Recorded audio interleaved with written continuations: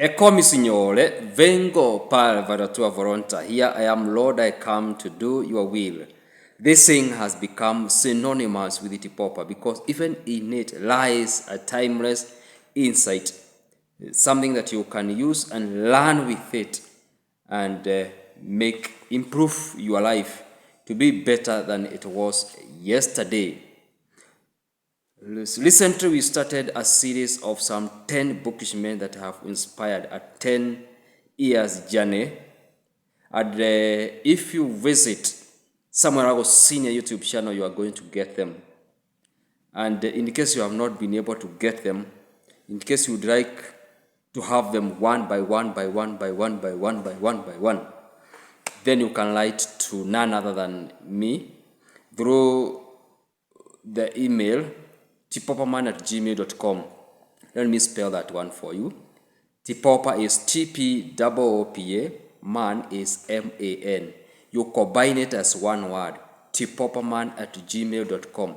Write it, I'll receive it, then I'll act on it, and you'll be able to enjoy the insights that you too can derive from those 10 booksmen that have directly or even indirectly inspired a 10 years journey.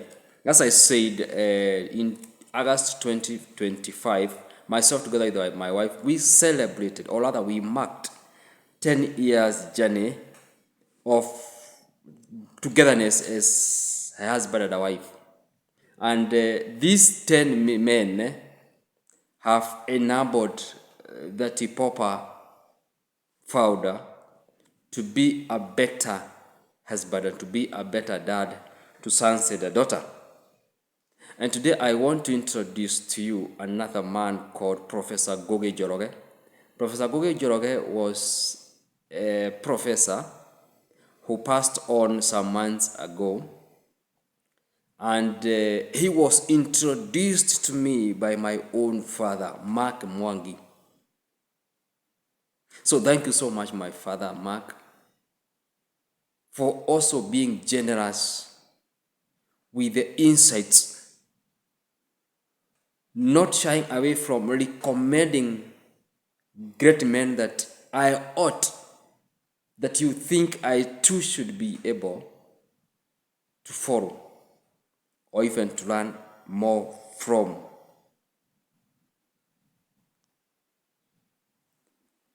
Professor Ngugi Njoroge, for all the time that I have known him, he was working in a vernacular radio station broadcasting in the local dialect in Mount Kenya region called Gikuyu. And he was doing it alongside other men, mostly Ihura and Mike and others here and there. But I remember so well, I think I was still in primary school, or I was kind of a very freshman in high school, when I started listening to the episodes that this man, together with Ihura, used to bring of book clubs. And I remember I would hear somebody like Kogiwa Mwere, Mobi Ngaro, somebody like Moenje, somebody like Lee Cannon, Gideon Ninoma. And they used to bring a book club, and I used to love it. I loved it, oh my. It's only that because men by nature are not book readers, the program fights its way out.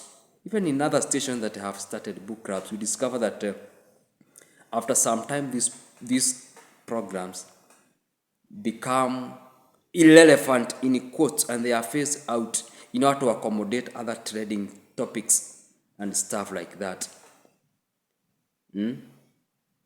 Because they think books are not important anyway, and they cannot bring, advertisers are not willing to advertise in a program of books. But that is not even the case. I remember him one day telling Ihura that most of his colleagues were asking him, what do you do in a Kikuyu vernacular station when you are learned, when you have very good command of English, you can be able even to go to some English-speaking stations. What do you do in a vernacular station?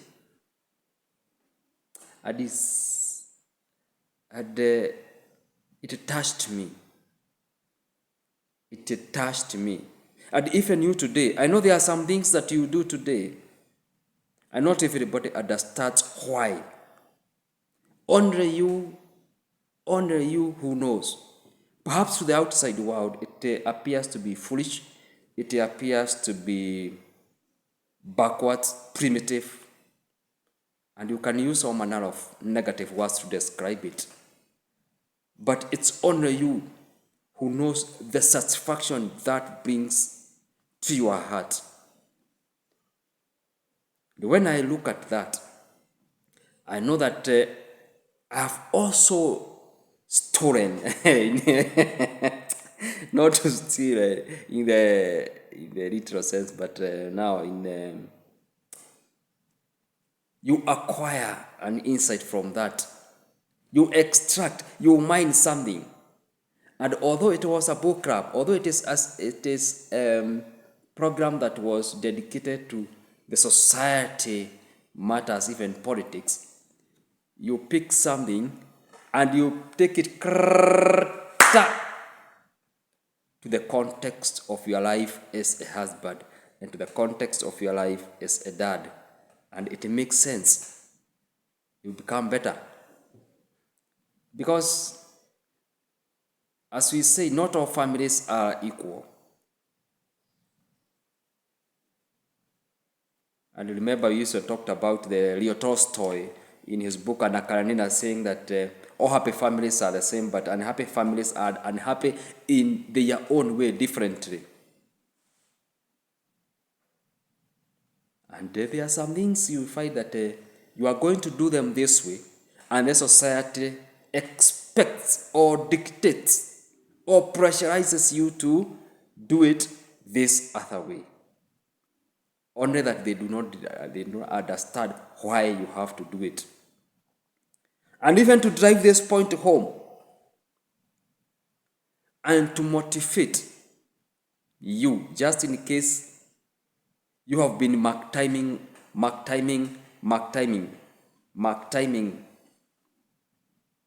You have established, you have identified a marriage partner, and you are still not sure whether to go on. Maybe this is going also to encourage you towards making that decision. In 2010, that is April 26, 2010, this magazine by the name New Yorker had a very brilliant article. It was titled Publish or Perish.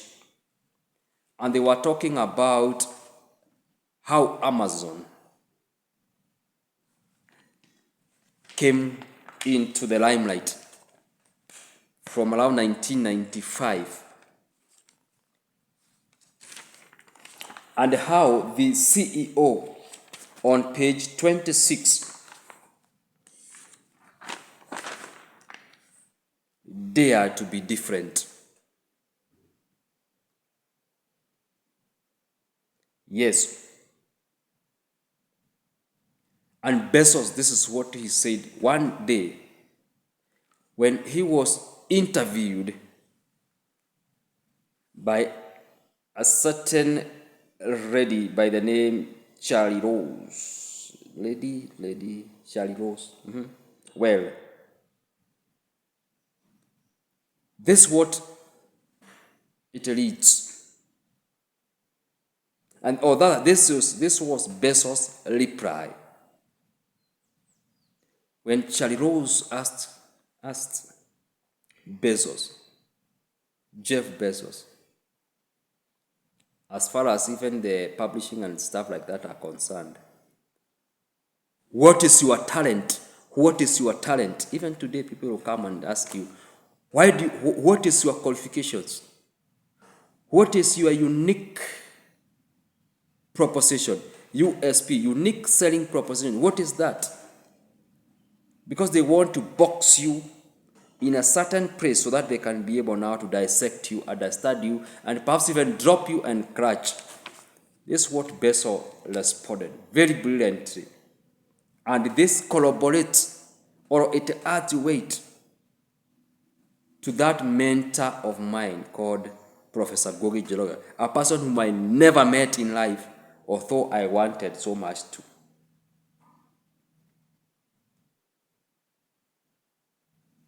So this is what it is. Amazon.com opened for business in Seattle in July 1995. Although sales were brisk, it took 7 years to generate a profit, and the analysts made a sport of predicting its collapse. Bezos was unmoved by criticism. Now this is where this is the point. Bezos was unmoved by criticism.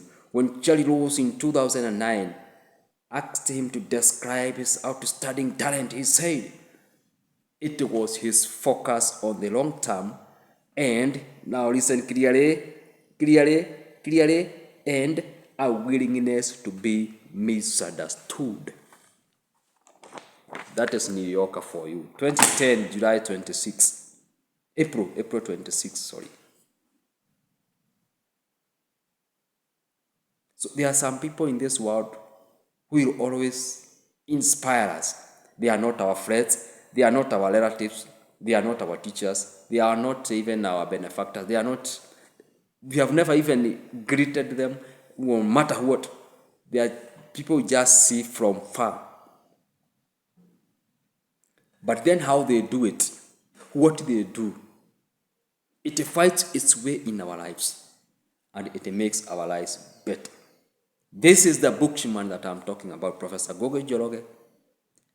May you continue resting in peace. Thank you so much. This is Samuel Waragu Senior, that TPOOPA Man, and do have a nice time.